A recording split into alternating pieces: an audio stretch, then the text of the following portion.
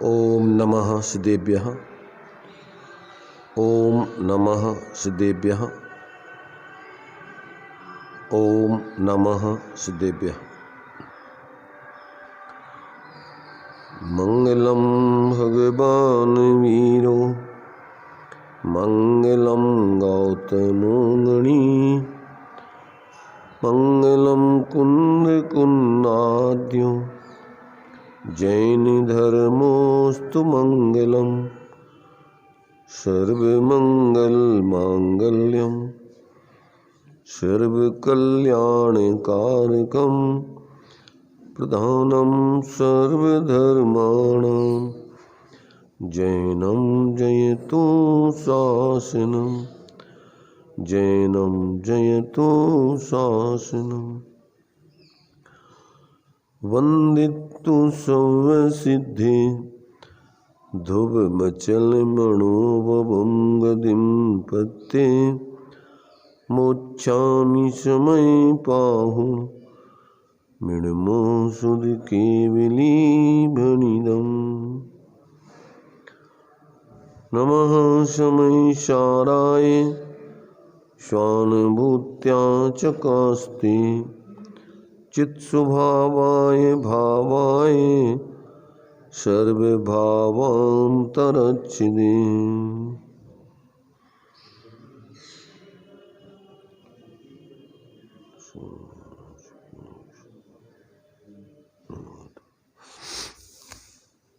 विषय अपना समय सार जी के सर्वसिद्ध ज्ञान अधिकार के माध्यम से चल रहा है। यहाँ पर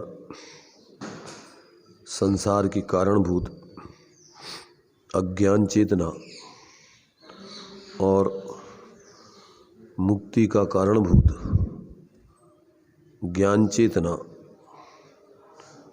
उनका स्पष्टीकरण करके अज्ञान चेतना का त्याग करने के लिए उसके प्रलय की भावना और ज्ञान चेतना को जीवन में प्रकट करने के लिए और प्रकट करके उसी का निरंतर अनुभव करने के लिए ऐसी उस ज्ञान संचेतना के जीवन में उसको बार बार भाना या नचाना जिसको यहाँ कह रहे हैं, निरंतर उसी को भाते भाते जीव उस मय होकर के और संपूर्ण अज्ञान चेतना का अभाव करके पूर्ण ज्ञानमय केवल ज्ञानमय होकर ये जीव पूर्ण अपनी उस शाश्वत सुख दशा को प्राप्त करता है, आनंदमय दशा को प्राप्त करता है।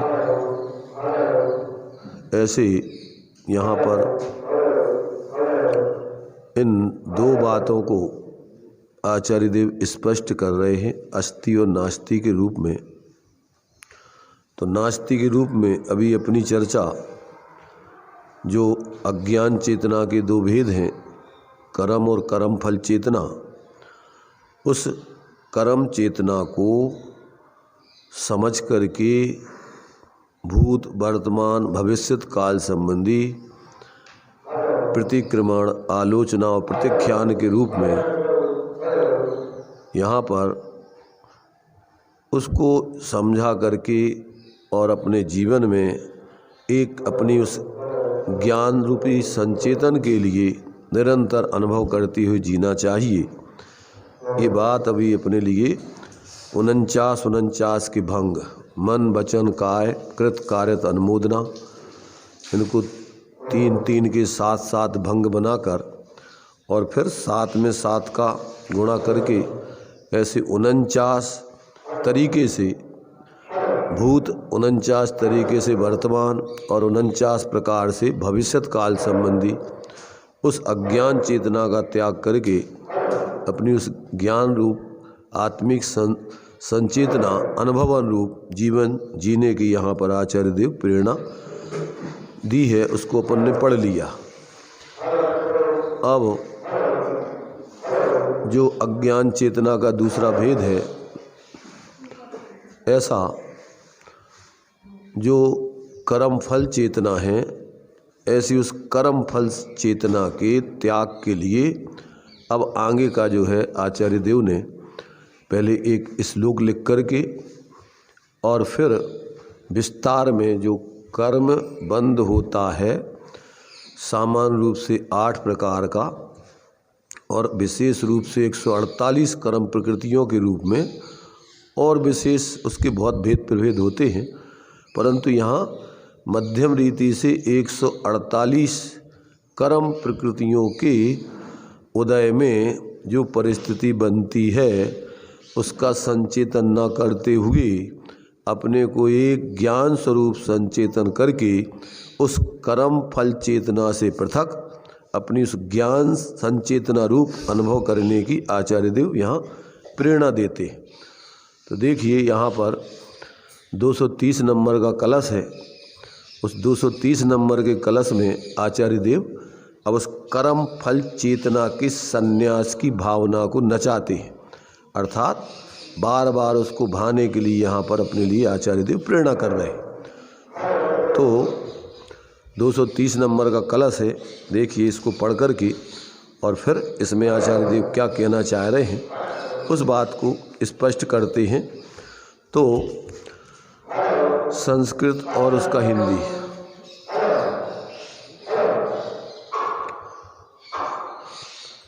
विगलन्तु कर्म विस्तरु फलानि मम भुक्ति मंत्रेणैव संचेतय अहमचलम् चैतन्यात्मानमात्मानम्।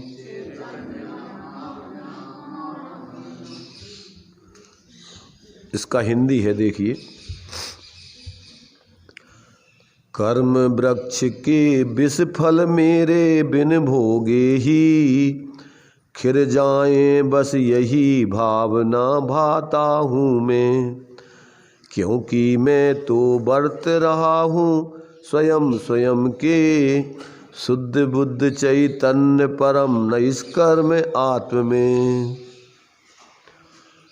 क्या कह रहे हैं यहाँ पर आचार्य देव? समस्त कर्म फल की संन्यास भावना करने वाला यह छंद पद्म ने पढ़ा। तो यहाँ कहते कर्म विस्तरु फलानि, कर्म रूपी विष वृक्ष के फल। क्या कह रहे हैं यहाँ पर? कर्म रूपी विष वृक्ष के फल, जितना भी कर्म है वो सब जीव के लिए संसार का हेतु है, संसार स्वरूप है, और ये संसार का हेतु संसार स्वरूप अर्थात दुखमय आकुलतामय। तो ये जो है इसको आचार्य देव जैसे विष खाने पर जीव बहुत दुखी होता है, मरण को प्राप्त होता है, ऐसे ही यहाँ पर इस कर्म के उदय में जुड़ कर के, इस कर्म के उदय में जुड़कर अर्थात इस कर्म के फल को भोगने पर ये जीव अपने स्वभाव से च्युत होकर निरंतर कसाय रूप प्रवृत्ति करते हुए भाव मरण करते हुए जीता है, आकुलता को भोगता है। तो ये सामान्य से 8 प्रकार के कर्म और विशेष रूप से 148 प्रकार से ये कर्म प्रकृतियां हैं। उसके उदय में जो भी परिस्थिति बनती है वो आत्मा का स्वरूप नहीं है, वो कर्म के उदय का कार्य है। उससे पृथक आत्मा का स्वरूप ज्ञानमय, आनंदमय, सुखमय, ऐसा अपने ज्ञान लक्षण से लक्षित करके जो जीव अपने को ज्ञान स्वरूप अनुभव करता है उसके जीवन में वो कर्म के उदय का फल फिर क्या होता है? नहीं आता है। जब उसका सेवन नहीं करेगा तो उसका भाव मरण नहीं होगा, उसका चैतन्यमय, आनंदमय, सुखमय जीवन चलेगा। तो ये जो है यहाँ अपने लिए उन 148 प्रकृतियों के उदय से जो अंतरंग और बाह्य परिस्थिति बनती है, 4 घातिया कर्म का उदय का फल अपने अनुजीवी गुणों में आता है और 4 अघातिया कर्म के उदय का फल प्रतिजीवी गुणों में आता है। वो संयोग रूप है और ये अपने आत्मा के विभाव और आत्मा के गुणों के अपूर्णता आदि रूप परिणमन के रूप में आता है। तो ऐसा जो है अपने लिए ना तो कर्म के उदय में जो घातिया कर्मों का फल मिथ्यात्व कसाय आदि रूप परिणाम है, ना तो अपन अपने को उस रूप अनुभव करें। मिथ्यात्व का भाव होता है और जो कसाय के भाव होते हैं वो आत्मा का स्वरूप नहीं है। वो क्या है? वो घातिया कर्मों के उदय का कार्य है। तो उससे भेद विज्ञान करके अपने को अंदर में ज्ञान स्वरूप देखें।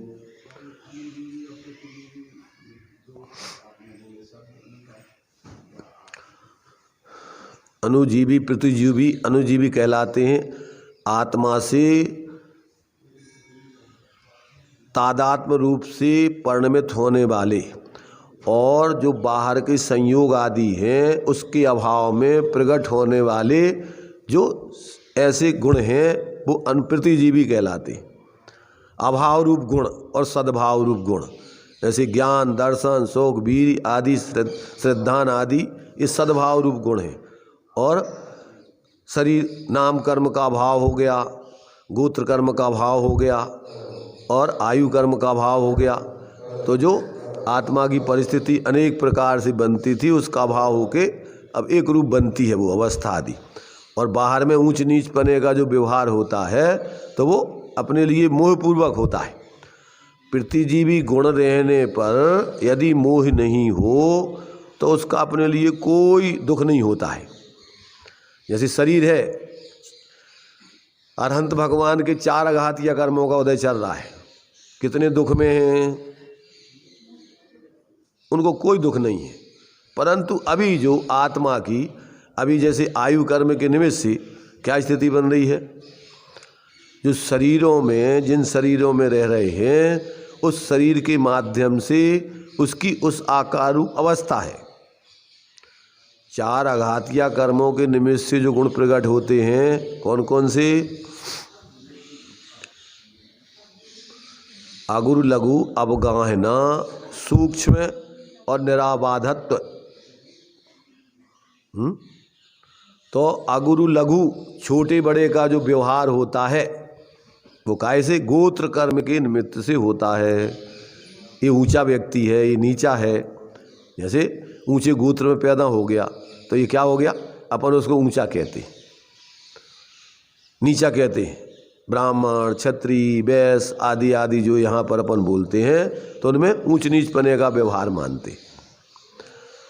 इसी प्रकार से तो कहते हैं ये क्या है? अगुरु छोटा बड़ा पना नहीं होता है। देखो, एक तो अगुरु लघु अपने लिए यहाँ पर जो है जो अघातिया कर्मों के अभाव पूर्वक एक अगुरु लघु गुण प्रकट होता है। एक अगुरु लघु नाम कर्म का उदय है तो उस अगुरु लघु नाम कर्म के उदय से जो शरीर मिलता है उस शरीर में व्यक्ति के लिए हल्का भारी आदीपना महसूस नहीं होता है। और एक अगुरु लघु एक अपना सामान्य गुण है। कौन सा? अस्तित्व, वस्तित्व, अगुरु लघुत्व, प्रदेशत्व, प्रमेयत्व, द्रव्यत्व, ये सब क्या है? 6 सामान्य गुण हैं। तो उनमें एक अगुरु लघुत्व नाम का सामान्य गुण है। तो अगुरु लघुत्व गुण के कारण से आत्मा न छोटा होता है न बड़ा होता है, जैसा का तैसा निरंतर बना रहता है। तो अब उसके लिए यहाँ अपने लिए जो बात चल रही है ये अघातीय कर्मों के अभाव में होने वाले सिद्ध भगवान के जो अगरु लघुत्वपना, ऊंच नीच पने का व्यवहार खत्म, गोत्र कर्म के अभाव में पैदा होता है। तो ये अपने लिए शरीर के मिलने से क्या है, जो स्थूलपना अपना जीव के साथ व्यवहार होता है। क्या होता है, अपन को जो है अभी इस शरीर के कारण से जीव को अपन को क्या दिखता है, सूक्ष्मपना जो आत्मा का स्वरूप है वो दिखाई नहीं दे रहा है। तो ये इसके अभाव में उसका सूक्ष्मत्व गुण प्रकट हो जाता है। समकित दर्शन ज्ञान अगुरु लघु अवगाहना, अवगाहनत्व। और अवगाहनत्व में क्या है, अभी अपने लिए जो शरीर के छोटे बड़े शरीर मिलने से उसका अवगाहन पने की जो यथार्थता है वो उसकी प्रकट नहीं हो रही। और अव्याबाधत्व, क्या एक रूपपना अपने लिए जो सुख गुण है, वेदनी कर्म के अभाव में कौन सा गुण प्रकट होता है, अव्याबाधत, अपने सुख में फिर कोई बाधा नहीं पड़ती। जो पाप पुण्य के उदय से अपने लिए भेद पड़ते हैं सुख दुख आदि के, फिर वो उनका अभाव होकर के एक रूप आत्मा का अनंत सुख निरंतर प्रकट बना रहता है। तो ये जो है, ये जीव के कर्म के उदय के जो कार्य हैं, उस रूप अपने को अनुभव करने से आत्मा को अपने मूल स्वरूप का संचेतन अनुभव नहीं होता है। निरंतर उसके क्या होता है, मोहपूर्वक कसाय के भाव, राग द्वेष के भाव, अच्छे बुरे के भाव, ये सब चलते रहते हैं। और यही उसके लिए दुख का कारण है। अपने लिए हीनाधिक आदि मानते रहना, सुखी दुखी आदि मानते रहना, क्या मानते रहना, और अपने लिए कसाई मानते रहना, मिथ्या दृष्टि मानते रहना, ये सब कर्म के उदय का कार्य है। आत्मा क्या है, आत्मा ज्ञान स्वरूप है। आत्मा का लक्षण क्या है, उपयोग स्वरूप, चैतन्य स्वरूप, बिन मूरत चिन्ह मूरत अनूप, पुद्गल नव धर्म अधर्म काल, इनते न्यारी जीप चाल, अब ताको न जान, अब विपरीत मान, कर करे दे आदि। तो जितना भी ये अपने उस चैतन्य स्वरूप आत्मा को छोड़कर जो कुछ भी अपने बारे में मान्यता है वो सब विपरीत मान्यता है। कौन सी मान्यता है सब? सभी जीवों का स्वरूप चैतन्यमय, उपयोग स्वरूप, जानने देखने रूप है, अमूर्तिक प्रदेशों के पुंज रूप है, अनंत गुणात्मक है, अनादि निधन है। पर इस रूप न जान के अन्य किसी भी रूप में अपने को अनुभव करना, ये सब कर्म के उदय की परिस्थिति का फल अपन भोग रहे। मिथ्यात्व का भाव है, अज्ञान का भाव है, कसाय के भाव है, ये सब यही संसार का कारण है। और जहाँ अपन अपने को ज्ञान स्वरूप चैतन्य रूप अनुभव करते हैं तो वहाँ से अपन को सब राग द्वेष आदि का भाव होकर के अंदर में अतीन्द्रिय आनंद प्रकट होकर के जीव सुख को प्राप्त करता है। और इसको छोड़कर जितने भी विकल्प हैं वो सब मोहमय अज्ञानता पूर्वक के कसाय रूप विकल्प हैं सब। क्या?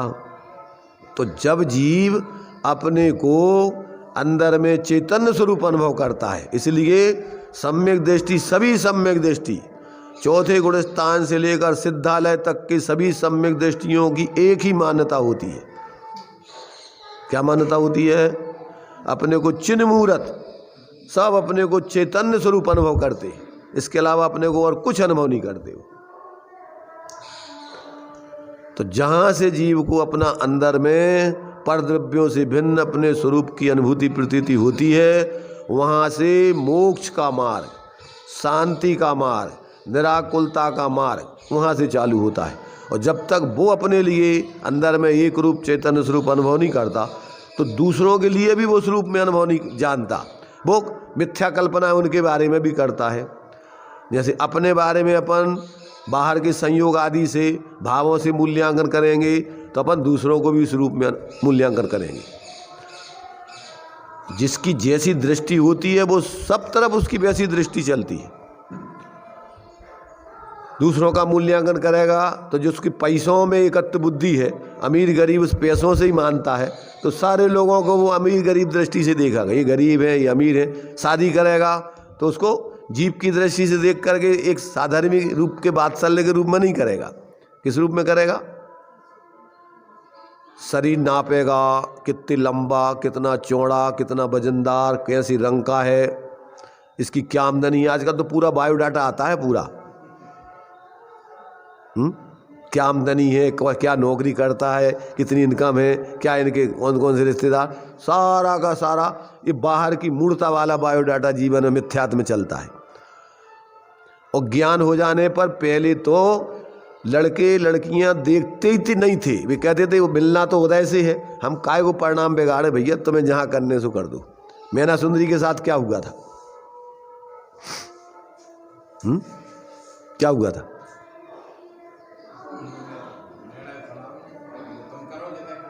पिताजी ने कहा कि भैया हम जो है मैंने अच्छे से अच्छा लड़का खोजते हैं, अब उसको पसंद करो, कौन सा लड़का तुम्हें पसंद है। अरे उन्होंने कहा भैया जो हमारे भाग्य में मिलना है वही तो मिलेगा, तुम क्या खोजोगे? अच्छा हम नहीं खोज रहे, तुम्हारे भाग्य से मिलेगा। अब हम बता दें तुम्हारे भाग्य को। क्या किया उनने? ऐसा लड़का खुजवाया कि इसके दम्भ को हम तोड़ेंगे। हम तो इतना मेहनत करके पुरुषार्थ करके तुम्हें लड़का खोज रहे और तुम कह रहे हमारे भाग्य से जो मिलना होगा मिल जाएगा, उसमें हमें क्या देखना है। तो क्या किया उनने? चारों तरफ भेजे लोगों को, देख के लाओ ऐसा लड़का कि जो सबसे ज्यादा दुखी परेशान हो। तो क्या खोज के लाए वो? तद्भव मोक्षगामी।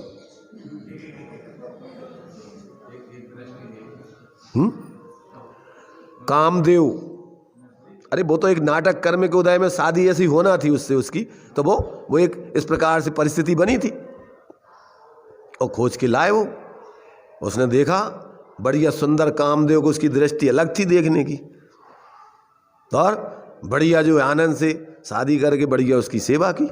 और थोड़े समय में पाप पुण्य के उदय एक से तो रहते नहीं है, अपन देख के शादी करते हैं, पैसे वाला सुंदर फलाना ढीकना, और क्या हो जाए? अरे लकवा लग जाए, कुछ भी हो जाए, मिनटों में उसकी शादी के बीच ही में मर जाए। अपन तो देखते हैं अपनी बुद्धि से, अपने मोह से, परंतु वस्तु स्वरूप के आधार पर व्यवस्था तो जो जिस द्रव्य का, जिस क्षेत्र में, जिस काल में, जिस निमित्त से, जिस प्रकार का जो कार्य होना है, जो भगवान ने देखा है वही होता है। उसको बदलने में इंद्र, अहमेंद्र, जिनेंद्र कोई समर्थ नहीं है। जिसको ऐसा विश्वास होता है वो सुदृष्टि, और जो ऐसा नहीं मानता वो कुदृष्टि, मिथ्या दृष्टि। सारी बुद्धि अपनी मिथ्या कल्पनाओं में चलती रहती है, ऐसा कर दूंगा, ऐसा कर दूंगा, ऐसा कर दूं, और होना है जो होना है वही होता है। इसमें देखो, इस कर्म फल चेतना के अंतर्गत मोक्ष मार्ग प्रकाशक जी में बहुत सुंदर बंध तत्व की भूल में लिया हुआ है। उसमें संक्षेप में 8 कर्मों का उन्होंने दिया है बंध तत्व की भूल का। ये कर्म का बंध हुआ ना, उसके उदय में जो परिस्थिति बन रही है वो कर्म बंध का कार्य है, उसका कर्ता जीव नहीं है, उसका कर्ता अन्य कोई भी नहीं है। तो उसमें दिए उन्होंने 8 कर्मों का स्वरूप सामान्य से बंध का कार्य कि ज्ञानावर्णी दर्शनावर्णी कर्म के उदय से ज्ञान दर्शन की हीनाधिकता होना। क्या होता है? ज्ञानावर्णी दर्शनावर्णी कर्म के उदय से क्या होता है? जब तक ज्ञानावर्णी दर्शनावर्णी कर्म का उदय रहेगा तब तक पूर्ण केवल ज्ञान प्रकट नहीं होगा, तब तक ज्ञान में हीनाधिकता, जिसका जैसा क्षय उपशम होगा वैसा प्रकट होता रहेगा। अब उसमें जीव क्या करता है? अपन 6 डाला पढ़ते हैं। मूरख प्रवीण, मैं सुखी दुखी में रंग कराओ, मेरे धन ग्रह गोधन प्रभाव, मेरे सुत्ती में सबल दीन, बेरूप सुभग मूरख प्रवीण। ये 8 कर्मों के उदय में जो परिस्थिति बन रही है उस रूप अपने को अनुभव करना, ये कर्म फल चेतना है। तो अपने को मूरख प्रवीण, थोड़ा क्षय उपशम ज्यादा हुआ तो अपने को बहुत समझदार विद्वान, और थोड़ा कम क्षय उपशम हुआ जिसके तो मूर्ख।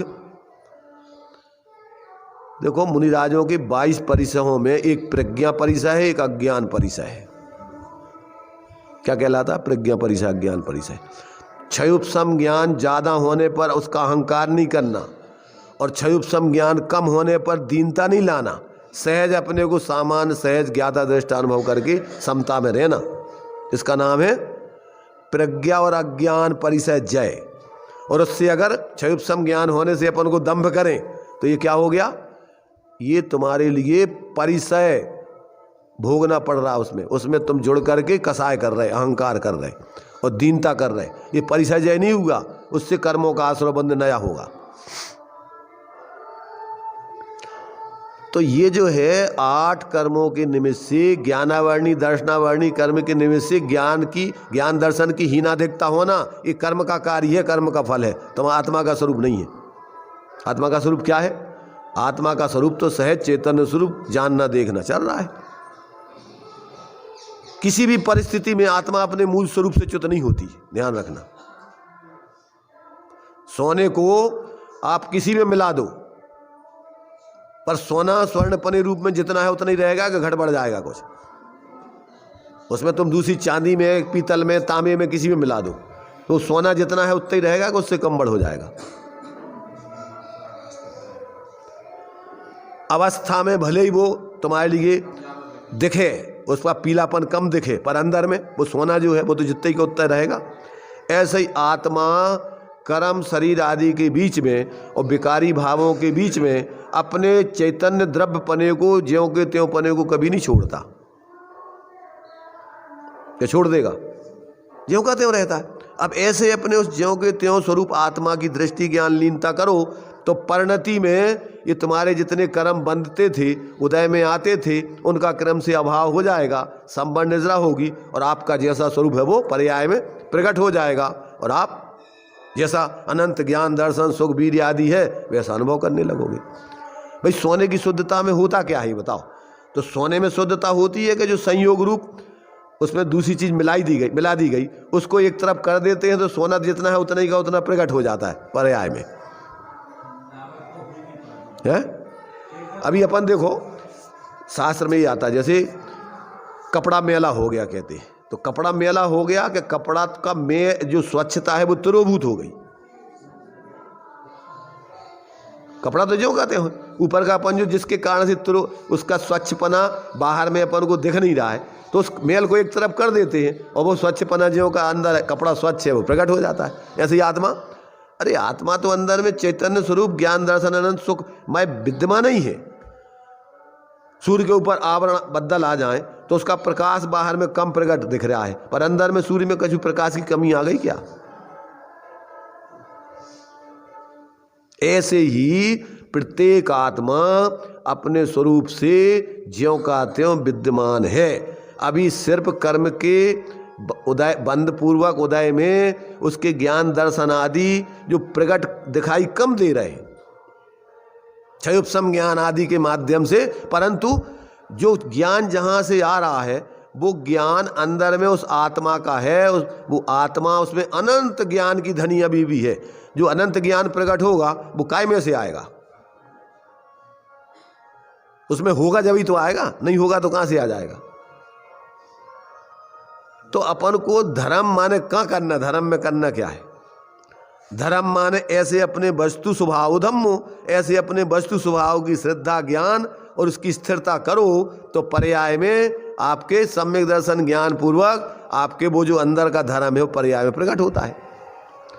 कहीं बाहर से धर्म नहीं आता, ध्यान रखना। भ्रम है बाहर से कछु लेने देने का। तो हेमंत जी को सुनाई नहीं दे रहा, अभी ध्यान लगा रहे वो भी। कहाँ सुनाई दे रहा हो बताओ? कहाँ से आते हैं? माने जो वृक्ष पैदा होता है वो जमीन में से होता, पानी में से होता, खाद में से होता कि बीज में से निकलता है? ऐसे प्रत्येक आत्मा परमात्म पने का बीज है। अभी बीज अंदर में उसके शक्ति विद्यमान है परमात्म पने की, और जैसे ही उस शक्ति का, जैसे वो पीपल का चिरपराहट 64 पैरी पीपल होता ना, तो वो कहाँ से आता चिरपराहट? उसमें जो है उसी पीपल में से घिस करके 64 पैर तक, माने 8 दिन रात तक 64 पैर जानते हो? 3 घंटे का एक पैर होता है, तो 8 दिन रात तक घिसते रहने से उसमें जो चिरपराहट भरी है वो निकलती है, जो दवाई के काम में आती ना, टीबी वीबी के बीमारियों के काम में आती। ऐसे ही जब अपन अपने उपयोग को बाहर से हटाकर अपने उस स्वरूप में एकाग्र करके ध्यान से द्रव्य संग्रह जी में दिया है दोनों प्रकार का मोक्ष मार्ग कहाँ से आता है।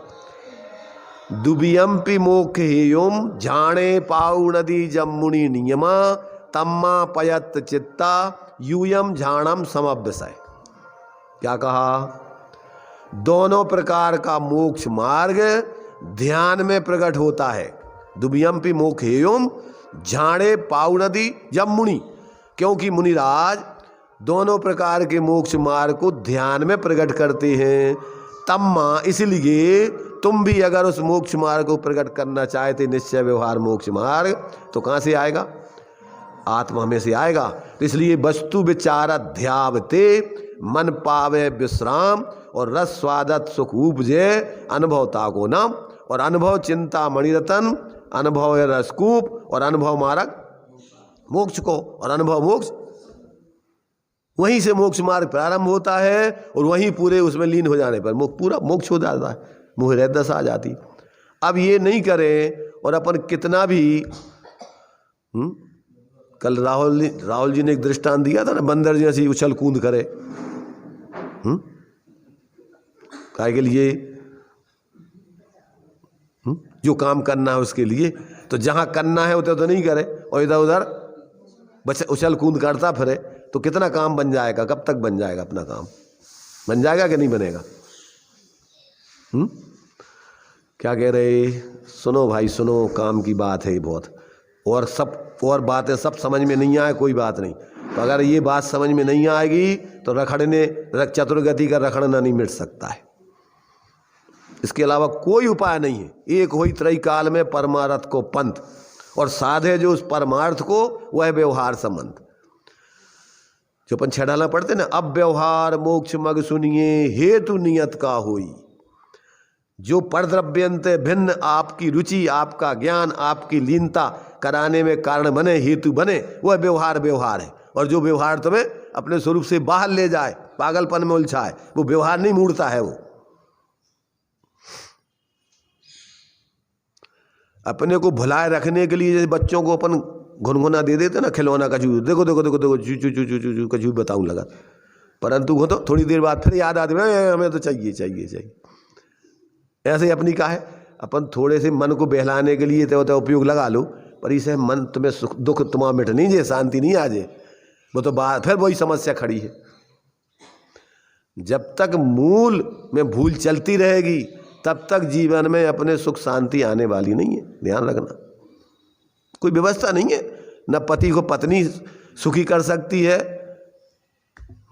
कर सकती क्या, और ना पति पत्नी को सुखी कर सकते हैं, ना बाप बेटा को सुखी कर सकते हैं, ना बेटा बाप को सुखी कर सकता है।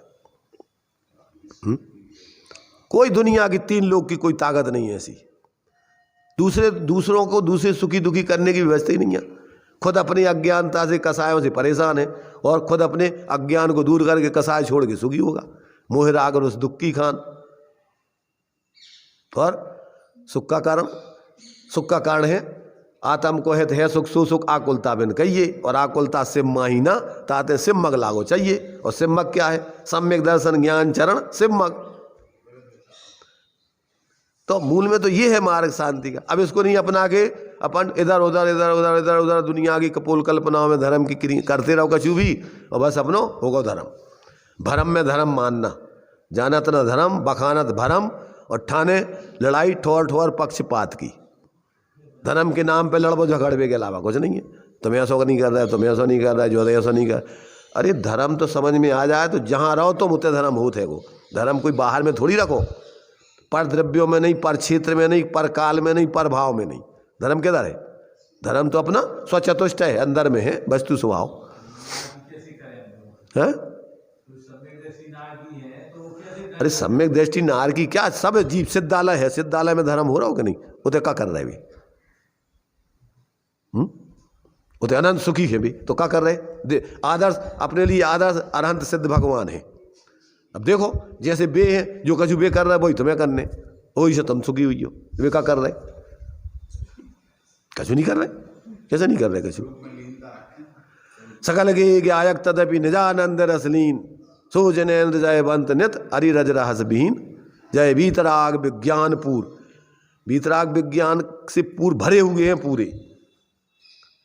मोह राग देश के अभाव रूप और ऐसे ज्ञान पूर्वक आनंदमय वीतरागतामय।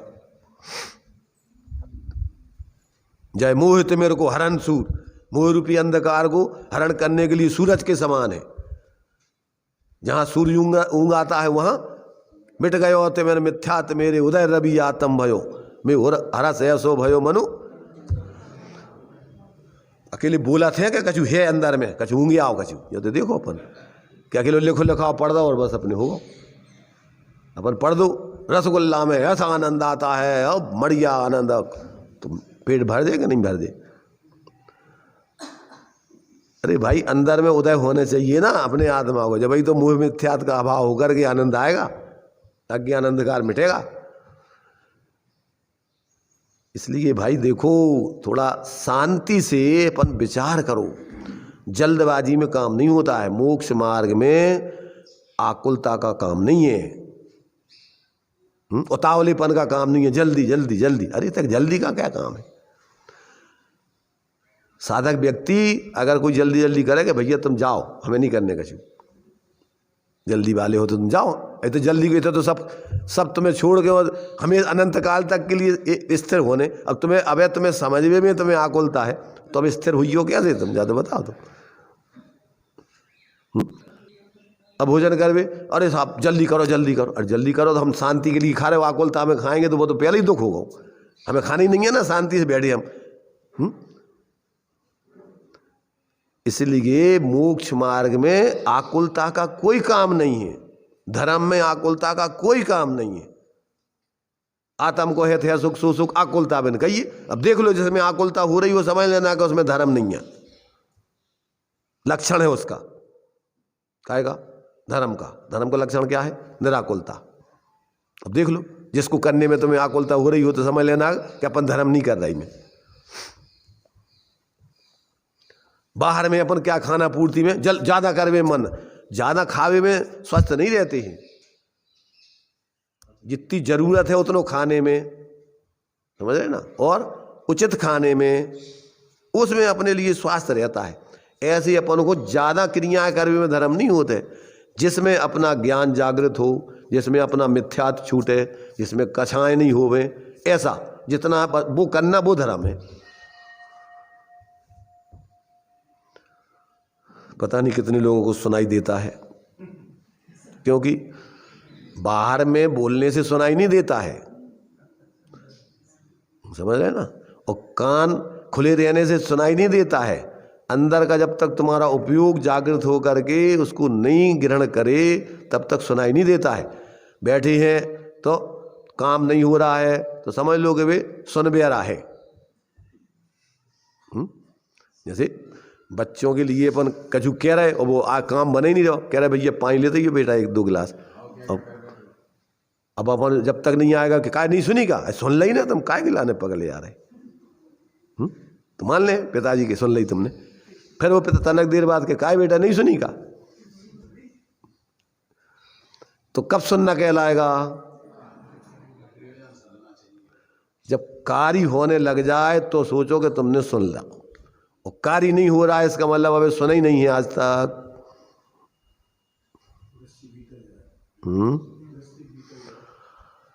दृष्टि भीतर जाए, अपनी दृष्टि भीतर जाने चाहिए, दृष्टि बाहर बाहर नहीं घूमते रहने चाहिए। अपना ज्ञान अंदर में अपने को देखने में लगे, जानने में लगे, अपनी परिणति अपने में डूबे, बाहर ही बाहर के उसमें लगे रहो तो कितना होता है शांति मिलना तुम्हें। तो देखो यहाँ अपन को आचार्य देव ये 8 कर्मों के निमित्त से जो परिस्थिति बन रही है वो कर्म का फल है, वो आत्मा का स्वरूप नहीं है। तो ज्ञानावर्णी दर्शनावर्णी कर्म के निमित्त से ज्ञान दर्शन की हीनाधिकता होना ये आत्मा का स्वरूप नहीं है, ये कर्म के उदय का कार्य है। और मोहिनी कर्म के उदय से मिथ्यात्व और कसाय की भाव होना ये आत्मा का स्वरूप नहीं है। क्या है? एक कर्म के उदय का कार्य है, आश्रव भाव है। आत्मा का स्वभाव तो ज्ञान स्वभाव है, आत्मा का लक्षण कसाय करना है, तो मिथ्यात और कसाय के भाव ये मोह का कार्य है, मोह के उदय का कार्य है। इससे भेद विज्ञान करना है।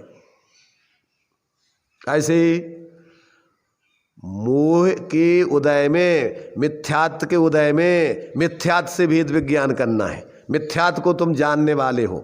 जैसे मान लीजिए तुम्हारी शरीर में एकत्व बुद्धि हो रही, अगर नहीं जानोगे तो उससे हट करके अपने ज्ञान स्वरूप संचेतन आत्मा का कैसे करोगे?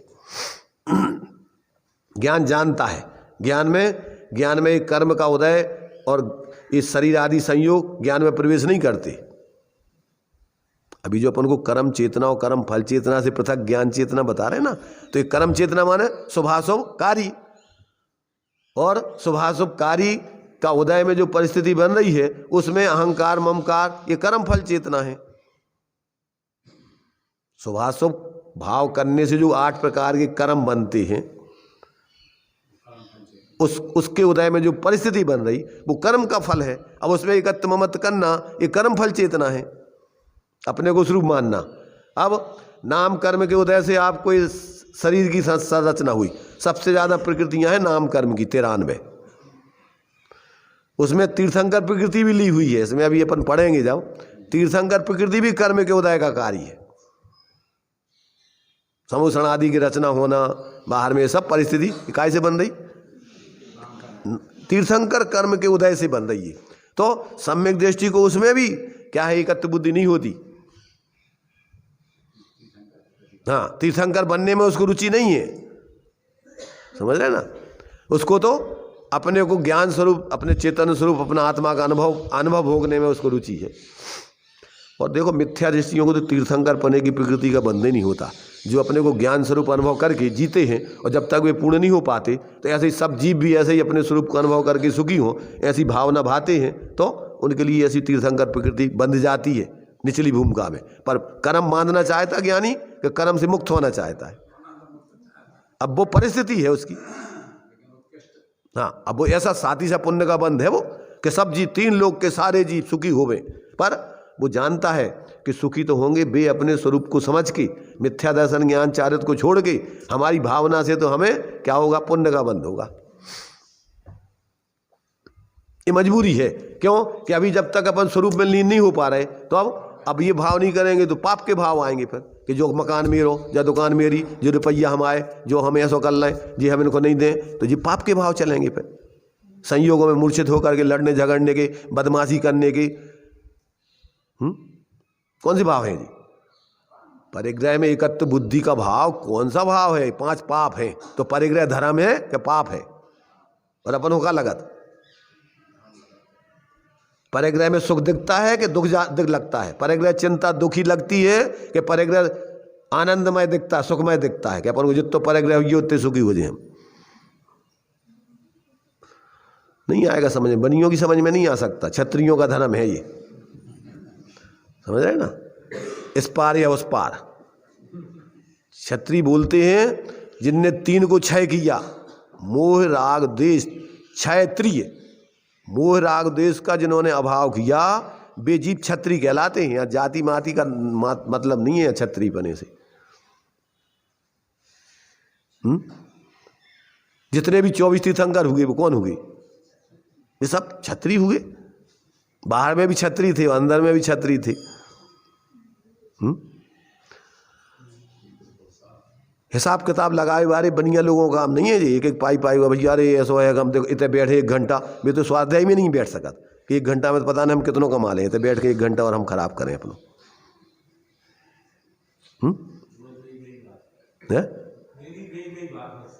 क्या बात है? हाँ, और तो दुकान में बे ग्राहक बे रुपया बे वो नहीं दिखा दो बे इतने तो मैं बे बातें दिख रही हूँ। यही तो कह रहे कि बे बातें होते हैं कि तोड़ के लाने बे बातें थे बार बार कहने, तब ही तुम्हारा उतने से उपयोग टूटेगा, इधर लगेगा। कि भैया अपन बार बार बे अपन को, मैं दर्पण में कितने बेर देखा था अपन दिन में? का दिखाऊ तुम्हें? आत्मा दिखाऊ कि शरीर दिखाऊ? देखने वाला है वो तो देखा नहीं है, और दर्पण में देख के टेढ़े होते रहे, आड़े होते रहे, कहूँ क्या होते रहे।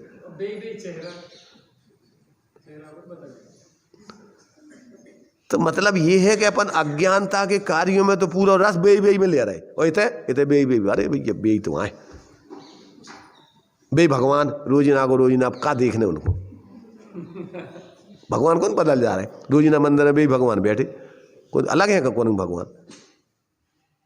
तो इतने तो अपन को जल्दी पेट भर जात, और उते शाम को अच्छे और दूसरों बनने चाहिए, सुबह जो बनो तो शाम को ऐसा बनने चाहिए, अब और ऐसा नौ बदल के, और इतने अपन होने लगा कि आज भैया अब जो ग्रंथ पढ़ लो, अब दूसरों और पढ़ेंगे अपन, अब जो पढ़ेंगे अब इसमें से देखेंगे, अब इसमें देखो आचार्य क्या कह रहे।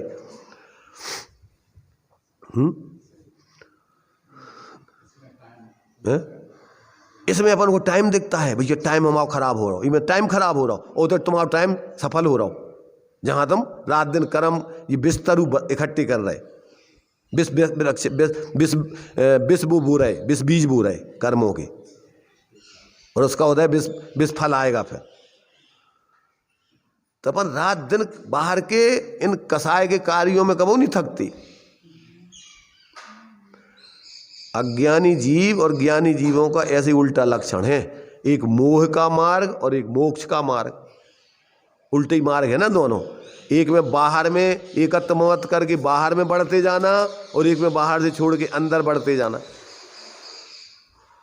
अब वो कैसे कर सकते अपन, जिसमें बाहर को सब छूटते जाएगा और अंदर में आप बढ़ते जाओगे, लीन होते जाओगे, तो एक दिन तुम्हारा सब बाहर को छूट जाए और अंदर में तुम्हारा जो है ऐसे अनंत गुणात्मक तुम्हारी आत्मा ही अब तुम्हारा जीवन बन जाएगी। देखो इसको अपन पढ़ लेते हैं ताकि ये ना लगे कि भैया तुम रोज ही ना अपनी अपनी सुनाओ उतरे। कल कल कल ये कह रहे थे ना कि भैया जी 2-4-5 मिनट ग्रंथ पढ़ा तो, और बाकी तो यही को बिल से सड़े चल रहा हो, जो तुम्हारे जीवन में जो इसका स्वरूप है वो बता रहे हम। ई को पढ़ ले से तुम्हारी समझ में नहीं आ रहा होगा तुम क्या कर रहे, इसी का खुलासा कर रहे हम, जितना भी तुम्हारे जीवन में चल रहा हो आचार्य जो बता रहे वही को हम खुलासा कर रहे थे। देखो अभी हम बता रहे पूरा खुलासा, इसमें टीका में 148 कर्म प्रकृतियों की परिस्थिति बता रहे भी, कर्म का फल है वो, तुम्हारा स्वरूप नहीं है, इससे भिन्न तुम्हारा ज्ञान स्वरूप तुम्हारा स्वरूप है। तो ये देखो यहाँ कहते हैं कि समस्त कर्म फल के संन्यास भावना करने वाला कहता है कि कर्म रूपी विषवृक्ष के फल मम भुक्तिम अंतरेण एव, मेरे द्वारा भोगे बिना ही विगलंतु खिर जावे, नष्ट हो जावे। अहम चैतन्य आत्मानम अचलम संचेतये, मैं अपने उस ज्ञान स्वरूप चैतन्य स्वरूप आत्मा का निश्चलतया निश्चल जानते ना, चलायमान नहीं हुआ मुँह से अपन बोलते ना हूँ स्वतंत्र निश्चल निष्काम, तो चंद उपयोग से हट जाए तो वो चलायमान हो गए, और उससे उपयोग हटे नहीं बिल्कुल, उसी में अचल हो जाए बिल्कुल। जो सिद्ध भगवान का स्वरूप बताया ना, कैसे सिद्ध भगवान, अभी अपन मंगलाचरण पढ़ते ना, वंदित तु सब सिद्धि ध्रुव अचल अनुपम, बस एक स्थान पर जम गए तो अब जम गए, अनंत काल तक के लिए रही है, अनंत काल यथा तथा से पर गए। वो स्थान ऐसा है कि वहां से अब चलने के कहीं जाने का कोई विकल्प ही नहीं है। अब कोई चीज अपन को अच्छे से अच्छी मिल जाए तो अब काय के लाने तो भटकने। तो ऐसा कहते हैं, मैं तो अपने चैतन्य स्वरूप आत्मा में निश्चलतया, उसका संचेतन माने निरंतर उसी का अनुभव करता रहूं। अच्छी चीज मिलती है तो ऐसा लगता खाते ही रहो मजा आए। भावार्थ, ज्ञानी कहता है कि जो कर्म उदय में आता है उसके फल को मैं ज्ञाता दृष्टा रूप से जानता देखता हूं, उसका भोगता नहीं होता। अर्थात उसमें एकत्व ममत्व नहीं करता, सुख दुख आदि की कल्पना नहीं करता, ऊंच नीच आदि की कल्पना नहीं करता, तो उसका भोगता नहीं होता। इसलिए मेरे द्वारा भोगे बिना ही वे कर्म खिर जाएं। भोगे बिना माने उसमें जुड़ करके कसाय किए बिना, सुखी दुखी हुए बिना, सहज ज्ञाता शांत निराकुल रह करके वो कर्म निर्जित हो जाए हमारी। जो मुनिराजों का दिया ना, क्या दिया अरि मित्र महल मसान कंचन कांच निंदन थुतीकरण अर्घाव तारण असी प्रहारण में सदा। ये दोनों चीजें हैं। कौन सी? पुण्य पाप दोनों के जोड़े बताए उसमें। अरि मित्र, अरि कौन होते हैं? पाप के उदय। अरि कब बनते हैं? पाप के उदय में। मित्र कब बनते हैं? पुण्य के उदय में। अरि मित्र महल मसान, बढ़िया महल मिलती है काय में? पुण्य के उदय में। मरघटों में रहना पड़े, व्यवस्था नहीं हो रहने की, काय के उदय में? पाप के उदय में। तो अरि मित्र महल मसान कंचन कांच, अपन को क्या करना पड़े? बढ़िया सोने की चूड़ियां पहनने को मिले और मुश्किल से कांचे की पहनने को मुश्किल से मिले, तो क्या हो जाएगा? अरे भैया ये तो देखो पुण्य का उदय चल रहा है इनकी, सोने की। तो ये दोनों, इसलिए ये द्वंद्व है, सब संसार के कारण है दोनों, पुण्य पाप। क्या है? द्वंद्व। इसलिए अपन पढ़ते छह डाला में तोरी सकल जग द्वंद्व फंद। ये दोनों द्वंद्व संसार के फंदन है। मन वचन काय से जो अपन कर्म करते हैं तो क्या है? आश्रव होता है। काय वांग मनः कर्म योगा सा आश्रवा। और कितने प्रकार का आश्रव? शुभा पुण्यस्य अशुभा पापस्य। दो प्रकार से आश्रव होता है, दोनों प्रकार से बंधन होता है। निर्बंध दशा तो इससे पृथक, जिन पुण्य पाप नहीं कीना आत्म अनुभव चित दीना तिन्ही विधि आवत रोके संबर लय सुख अब लोके। यहां से सुख का प्रारंभ होता है। इसलिए ये कहता है ज्ञानी, इसलिए मेरे द्वारा भोगे बिना ही वे कर्म सब खिर जाएं। मैं अपने चैतन्य स्वरूप आत्मा में लीन होता हुआ उसका ज्ञाता दृष्टा ही हूं। यहां इतना विशेष जानना चाहिए कि अवरत सम्यक दृष्टि, देशव्रत सम्यक दृष्टि तथा प्रमत्त दशा वाले मुनिराज की दशा में तो ऐसा ज्ञान श्रद्धान ही प्रधान है। क्या है? विकल्प दशा में अपने ऐसे चेतन स्वरूप आत्मा की श्रद्धा ज्ञानता की मुख्यता है। लीनता तो कुड़स्थान प्रमाण उनके चारित्र के कसाय के अभाव पूर्वक वाली है, पर बुद्धिपूर्वक उसमें बाहर में प्रवृत्ति है, तो ज्ञान श्रद्धान की मुख्यता है, प्रधानता है। तो ज्ञान श्रद्धान प्रधान है। और जब जीव अप्रमत्त दशा को प्राप्त होकर श्रेणी चढ़ता है तब यह अनुभव साक्षात होता है। भेद रत्नत्रय और अभेद रत्नत्रय। भेद रत्नत्रय अभेद रत्नत्रय क्या कहलाता है?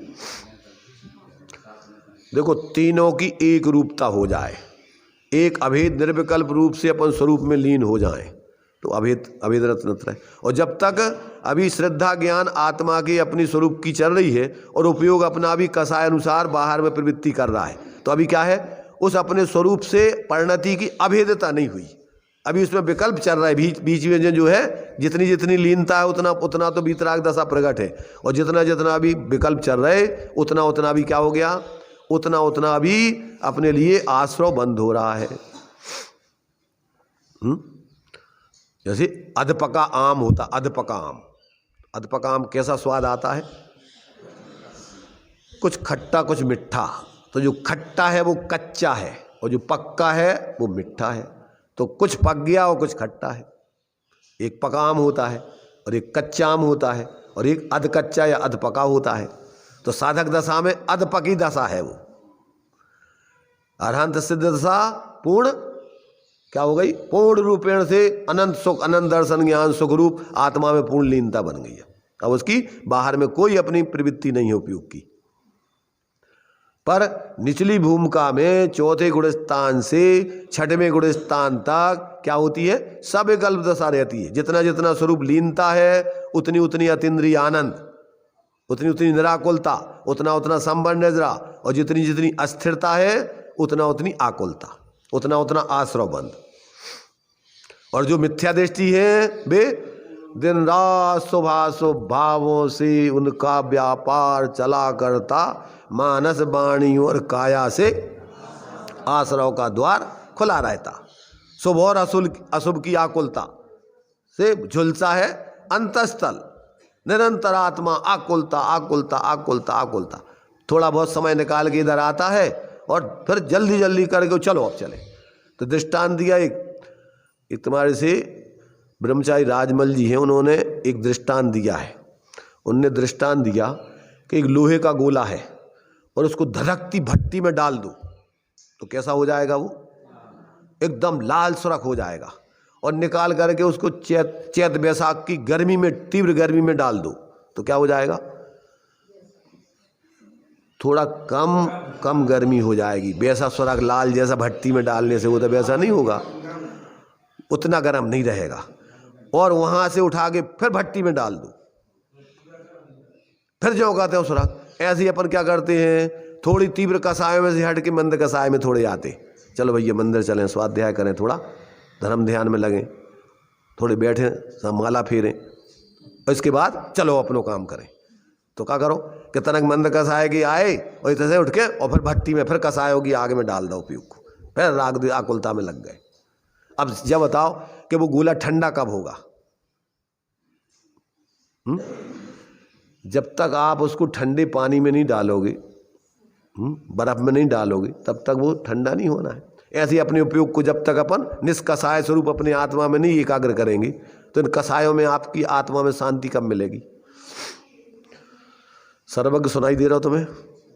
है नहीं दे रहा हो? दे रहा हो समझ में? सर्वज्ञ हो तुम, तुम्हें समझने की क्या जरूरत पड़ रही है? तुम्हारी तो समझ में सब आ रहा हो। है?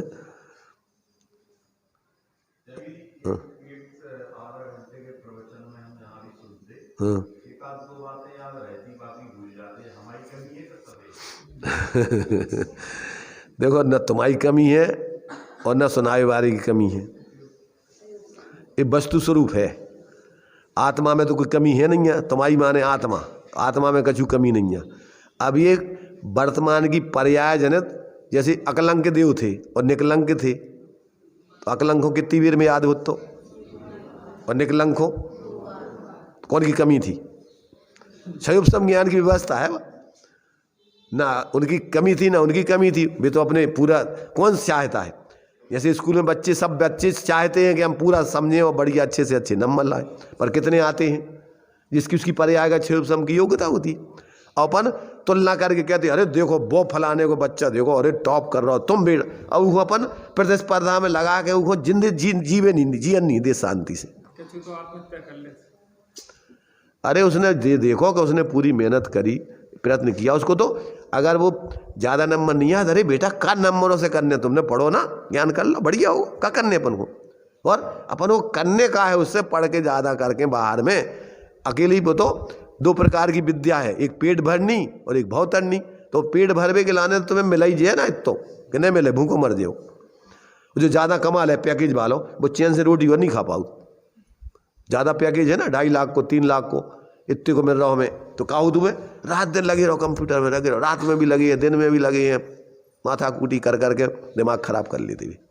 और जो क्या है, शांति से कम मिल रहा, खाओगे तो 2-4 रोटी, वो भी उतनी खाओ, वो ज़्यादा मेहनत करे तो कोई भूखा मर जाए, बीमार और हो जाए। वो अपनी बुद्धि उल्टी है। अगर व्यक्ति को धर्म का विवेक हो तो व्यक्ति आकुलता के कोई काम नहीं करेगा, हमको नहीं चाहिए वो। ये तुम्हारे हेमंत जी ने एक बार सुनाई थी ना कि हमारा भैया भोजन को टाइम होगा और एक ट्रक ले भी के लाने माल आ गओ, कहने लगी भैया हमें बहुत जल्दी जाने हैं तो हमें, अब भैया हमें तो हम यही खो तो कमा रहे रोटी खावे, और ये कि हम ही में भूखों मरने लगे, हमें नहीं बेचना, तुम्हें जहाँ जाने चले जाओ, चाहने हो तो हम जब भोजन करके आ जाए, इसके बाद में हम शांति से बैठे जब दें, ना तो हमें नहीं देने, हमें नहीं बेचने। और अगर लोभी हुए तो अब भूखों मरा तो बैठो रहे, और भैया हमारा ग्राहक ने भग जाए को, रात में सूत में से उठा ले आए को, क्योंकि भैया हमें तो शादी को जाने, तो वो नींद छोड़ छाड़ के होते दुकान खोलिए चलो जाए। अरे जो समझते हैं वे कि भैया जितने भी ज्ञानी हुए वे मजदूरी करत रहे और उनने कई तनख्वाह बढ़ा रहे कि हमें नहीं बढ़ाओ उन्हें तनख्वाह, हमें तो अपनी धर्म आराधना के लाने समय छोड़ दो, कम कर दो तुम, हमें जो चाहने, हमें जो मिल रहा वही तो हम खा नहीं पा रहे, हम करेंगे क्या उसको तनख्वाह बढ़ा के। और अपन अपने पास ढेर लगो है तो भी संतुष्टि नहीं है, अब दौड़े फिर रहे। बाप बताई गई कि बच्चा है, एक ज़्यादा आजकल बच्चा है नहीं है, इतनी संपत्ति है कि उनकी कई पीढ़ी खातरे में, तो अभी बाप बेटा अलग कमा रहा हो, बाप अलग कमा रहा हो, मताई अलग कमा रही, सब कमा रहे, दौड़े फिर रहे और फिर भी चैन नहीं है। उनके इत्ते होगा, उनके इत्ते होगा। अरे पागल, बुद्धि तेरी खराब हो गई है? तो देखो भाई, जब तक अपन को तत्व ज्ञान नहीं होता तब तक ना तो अपन लौकिक जीवन शांति से जी सकते, ना खा सकते, ना पी सकते, ना सो सकते, और अंदर में तो शांति मिलना ही नहीं है। इसलिए थोड़ी अपन अपनी विवेक को जागृत करो। जहाँ सुमति तहाँ संपत्ति नाना, और जहाँ कुमति तहाँ विपत्ति निधाना। दुर्बुद्धि आदमी घर में कोई चैन से नहीं जी सकता। विपत्तियाँ विपत्ति हैं, लड़ाई झगड़ा रात दिन आर्थ रोध ध्यान। और जहाँ सुमति है वहाँ आनंद ही आनंद है। भैया अपने कहा करने 50-50 के परिवार होते पहले, 25-25, एक जनों कमाए बारों, और सब शांति से रहते थे, आराम से खाते थे। क्यों? कि सबका भाग्य से मिलता है, तुम्हारे कमावे से थोड़ी मिल रहा हो। और फिर जरूरत है नहीं है उतनी, करेंगे क्या उसको इकट्ठा करके। तो ये जो है, ये अपन को यहाँ पर अब एक एक यहाँ पर जो है कैसे कैसे कर्म के उदय से क्या परिस्थिति बनती है, और इसमें अपन को कर्म फल को त्याग करने की भावना भाकर, और कैसे अपन को ज्ञानमय जीवन जिए। 148 कर्म प्रकृतियों का एक एक का खुलासा इसमें दिया है। इसको अपन समझें और अपने जीवन में देखें, और देख करके इस प्रकार की मूढ़ता को छोड़ के अपना आनंदमय ज्ञानमय जीवन जिए। इसके लिए अपन को ये आचार्यों ने लिखा है। और अगर इसको व्यक्ति जीता है तो उसका जीवन वास्तव में उसको दूसरों से पूछना नहीं पड़ता कि हमारे जीवन में धर्म आओ कि नहीं आओ, हमें सुख मिल रहा हो कि नहीं मिल रहा हो। दूसरों से पूछा जाता क्या? धर्म तो अनुभूत चीज होती है। चलिए, अपना भी टाइम हो गया।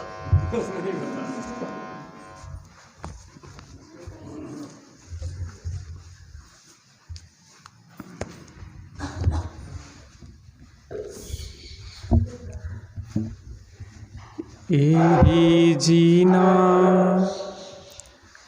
बस जीना है, यही जीना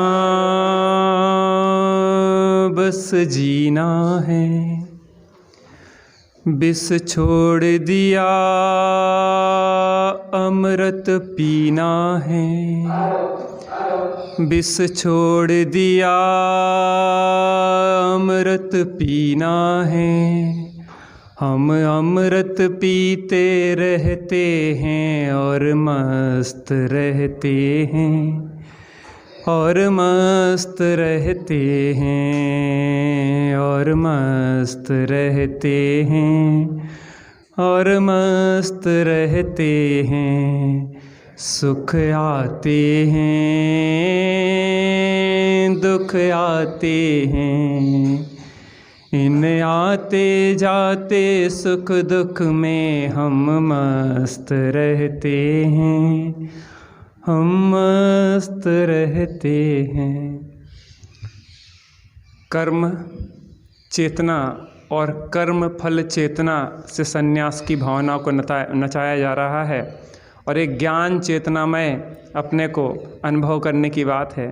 वास्तव में हम सभी निकट भव्य हैं, क्योंकि इतनी रुचि से हम लोग अपने उस ज्ञान चेतना में स्थिर होने की बात सुन रहे हैं। जो भी कर्म के फल हैं उन रूप अपने को संचेतना न करके एक बस ज्ञाता दृष्टा शुद्ध बुद्ध चैतन्य घन स्वयं ज्योति सुखधाम बीजू कहलू केठलू कर विचार तो पाम। एक अपने को शुद्ध ज्ञान चेतना रूप अनुभव करें, ऐसी मंगलमय भावना। देशना प्रभु की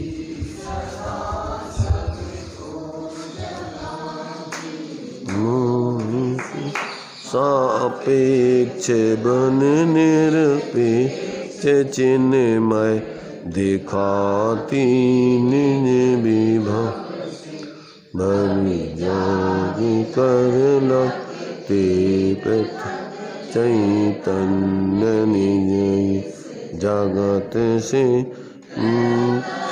ये बन फिर नमन करते मात श्री को भाव से।